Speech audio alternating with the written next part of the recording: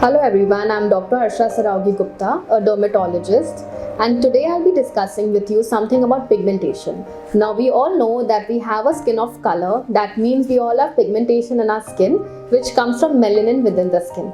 Now there can be two kinds of pigmentation, either hyperpigmentation, which is increased in the skin color, and second is hypopigmentation, that is decreased in the skin color. Now talking about hypopigmentation, it is because of certain things called as melanin within the skin. Sometimes this melanin in the skin becomes much more than the usual, and this causes hyperpigmentation. The causes can vary.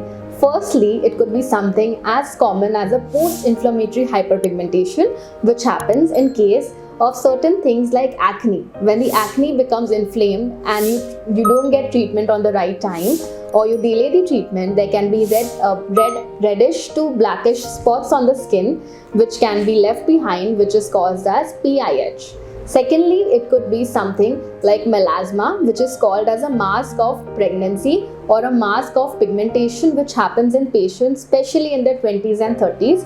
In a lot of patients who are suffering from certain skin conditions like excessive sun exposure, the pigmentation can also be as common as skin tanning, which we all know. It can also be because of certain conditions like acanthosis nigricans, which is a pigmentation in the neck, or it can also be in the skin folds like underarms and in the thigh area. It can also be related to certain other causes, for example, pigmentation post certain kind of treatments like any kind of surgery that you have gone through, which is called as pigmentation post-surgical or traumatic scar. There are varied causes of pigmentation. There can be certain conditions like lichen planus pigmentosus, or even fragrances used in the perfumes which cause pigmentation.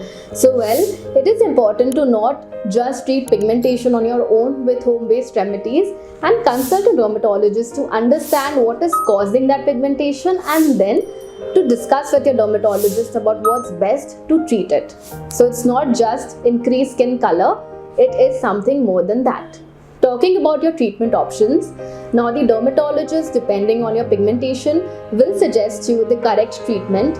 It could just be in the form of topical creams or lotions or serums, or it could also be oral medications. Sometimes adding antioxidants into your routine also help, because decreased inflammation in the body helps to decrease pigmentation too. It can also be that your dermatologist suggests you certain treatments like lasers and peeling sessions, because it helps in lightening the color of the skin.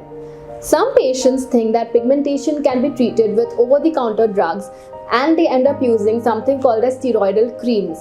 Now these creams are not something which will make your skin color lighten. In fact, it is going to decrease the quality of your skin, make your skin more reddish, irritable, and even increase the production of hair on the skin. So don't opt for these treatment options, and don't go for these creams which say that it's for skin lightening, just found over the counter, because it contains steroids in them, and those are not good for the skin. Choose a dermatologist and get a consultation done. Choose a treatment which is actually going to improve your skin quality and not deteriorate it in the long run, because your skin deserves all the care, and you have to have a good skin because it gives a good confidence and keeps you happy in the longer run. So choose a dermatologist, get a consultation done, and do what is best for your skin. Thank you.